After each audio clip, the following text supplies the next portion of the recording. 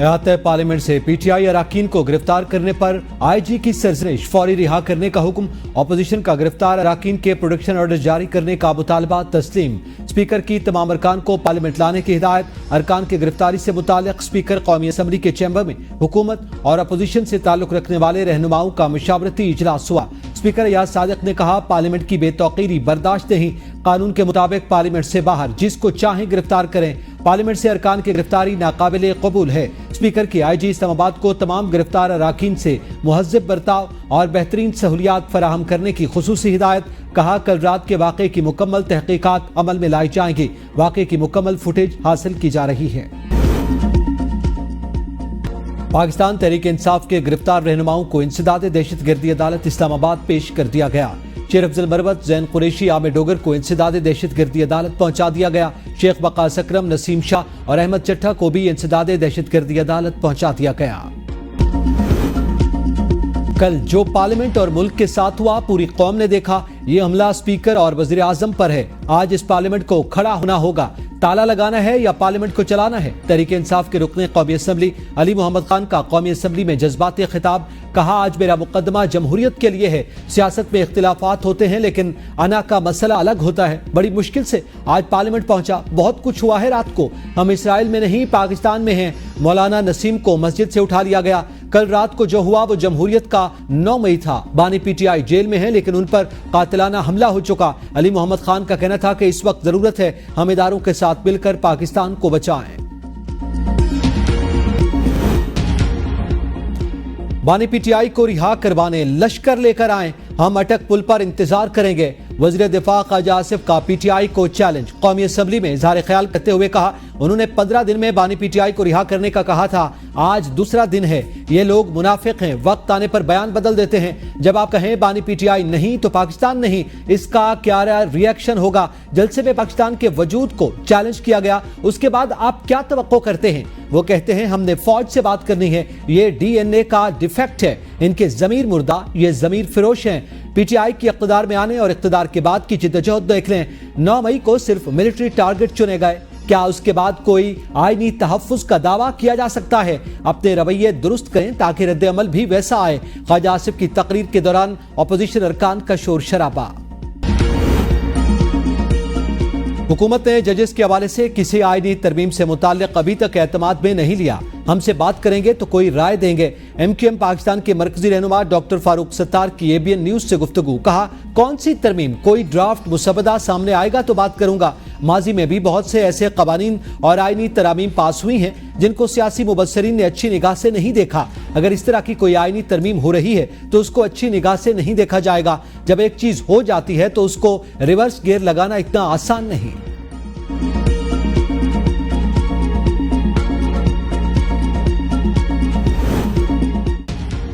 जजेस की तादाद बढ़ाने का बिल कौमी असम्बली में पेश। दानियाल चौधरी ने अदालत उज़्मा जजों की तादाद तरमीमी बिल 2024 पेश किया। वफाकी वज़ीर इत्तलात अताउल्लाह तारड़ ने कहा, इस तरह का बिल सेनेट में आ चुका है जो कमेटी को रेफर हुआ। यह बिल भी कमेटी को रेफर कर दिया जाए। बिल मुतालिका कायमा कमेटी के सुपुर्द कर दिया गया। ऐवान में दाईं जानिब सनसान नशिस्तें देखकर हैरानी हुई।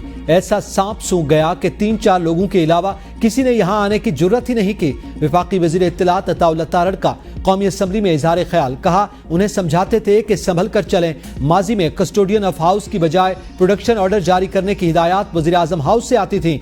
बानी चेयरमैन पीटीआई बताते थे कि किस तरह का प्रोडक्शन ऑर्डर जारी करना है और किसका नहीं। तब भी उन्हें समझाया था कि वक्त एक जैसा नहीं रहता। उन्होंने सियासत में गलत रिवायात डाली। वज़ीर इत्तलात ने कहा, फरियाल तालपुर को ईद से एक रोज कबल चांद रात पर अस्पताल से जेल भेजा गया और कहा गया उनके भाई को अजियत पहुंचे। मरियम नवाज शरीफ की एक केस में जमानत हुई तो दोबारा उनके वालिद के सामने मरियम नवाज को गिरफ्तार किया गया। ये आज किस बात को रोते हैं? नफरत और इंतकाम की सियासत से पहले भी उन्हें मना करते थे। ये बीज उन्होंने बोए और फसल भी यही काटेंगे। वजारत इत्तलात एक नई फिल्म तैयार करने का सोच रही है जिसका नाम होगा मैं लाहौर नहीं जाऊंगा।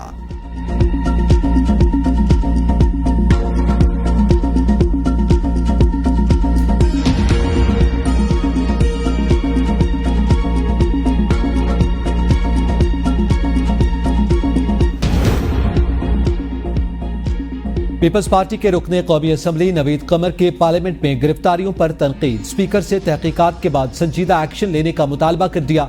उन्होंने कहा कि पार्लियामेंट में घुसकर अरकान असम्बली को गिरफ्तार करने के बाद बाकी क्या रह गया? क्या यहाँ हाउस में आकर आपको गिरफ्तार करेंगे? ये शुरुआत है, यहाँ इज्जत तो क्या मुस्तकबिल नजर नहीं आ रहा। रेड लाइन क्रॉस मत करने दें। पार्लियामेंट पर कहीं से भी हमला हो, हमें मुत्तहिद होना चाहिए। एमकेएम पाकिस्तान की पार्लियामेंट की हदूद से पीटीआई रहनुमाओं की गिरफ्तारी की मजम्मत। कौमी असम्बली से इजहार ख्याल में रहनुमा एमकेएम मुस्तफा कमाल ने कहा कि पार्लियामेंटेरियंस की गिरफ्तारी पर स्पीकर नोटिस दें। पीटीआई से भी कहता हूं कि इदारों, खवातीन और सियासतदानों को गालियां देना बंद करें। 24 करोड़ आवाम से हमला ताल्लुक हो गए। मुल्क के बेशुमार मसाइल हैं जिन पर तवज्जो देनी है। मैं दोनों तरफ कहना चाहता हूं, यहां से भी ब्रेक लगाएं।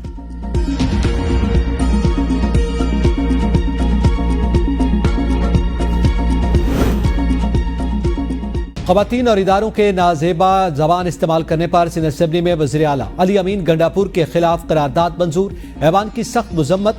मतन के मुताबिक खवातीन और सहाफियों के खिलाफ गंदी जबान इस्तेमाल की गई। इलेक्शन कमीशन पाकिस्तान और मुतालिका इदारे अली अमीन गंडापुर के खिलाफ कानूनी कार्रवाई करें। खैबर पख्तूनख्वा असेंबली का इजलास ताखीर का शिकार। स्पीकर असेंबली बाबर सलीम सवाती ने दोपहर 3 बजे इजलास तलब किया था। ऐवान में 3 बजे से घंटी बज रही है। अरकान असेंबली की आमद का सिलसिला जारी। अपोजिशन लीडर भी ऐवान से गायब। हुकूमती बेंचों पर भी अरकान असेंबली की तादाद न होने के बराबर।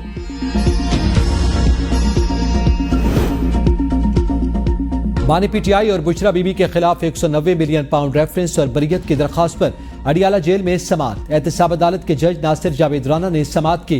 बानी पीटीआई और बुशरा बीबी को कमरा अदालत में पेश किया गया। बानी पीटीआई और बुशरा बीबी के वकला की अदम दस्तियाबी के बायस रेफरेंस के आखिरी गवाह मियां उमर नदीम पर जरा न हो सकी। बानी पीटीआई की बरीयत की दरखास्त पर भी दलाइल न दिए जा सके। अदालत एक मौका दे। आइंदा समाअत पर अगर मरकजी काउंसिल नहीं आते तो हम जरा कर लेंगे। वकील फैसल चौधरी की इस्तदा। अदालत रेफरेंस पर समाअत 12 सितंबर तक मुलतवी कर दी।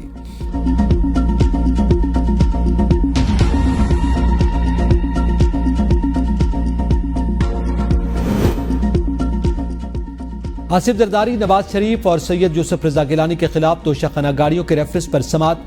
यूसुफ रजा गिलानी ने नैब और अदालत का दायरा इख्तियार चैलेंज कर दिया। यूसुफ रजा गिलानी के वकील ने बताया कि तरमीम बहाल होने के बाद एहतसाब अदालत और नैब का दायरा इख्तियार खत्म हो चुका। यूसुफ रजा गिलानी की दरखास्त पर नैब को नोटिस जारी।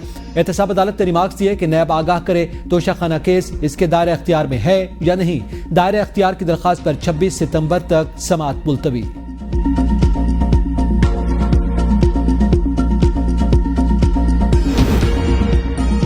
चेयरमैन नादरा की तकर्री कलअदम करार देने का फैसला मुअत्तल। लाहौर हाई कोर्ट ने चेयरमैन नादरा को ओहदे पर बहाल कर दिया। Chairman NADRA lieutenant general Munir अफसर को ओहदे से हटाने के खिलाफ इंट्रा कोर्ट अपील पर समाअत। जस्टिस चौधरी इकबाल ने रिमार्क्स दिए कि दरखास्त में कौन सा नोटिफिकेशन चैलेंज हुआ था। सरकारी वकील ने बताया कि दरखास्त में निगरान हुकूमत का चेयरमैन नादरा की तकर्री का नोटिफिकेशन चैलेंज हुआ था। दरखास्त गुजार की दरखास्त सिर्फ निगरान हुकूमत के नोटिफिकेशन की हद तक महदूद रही।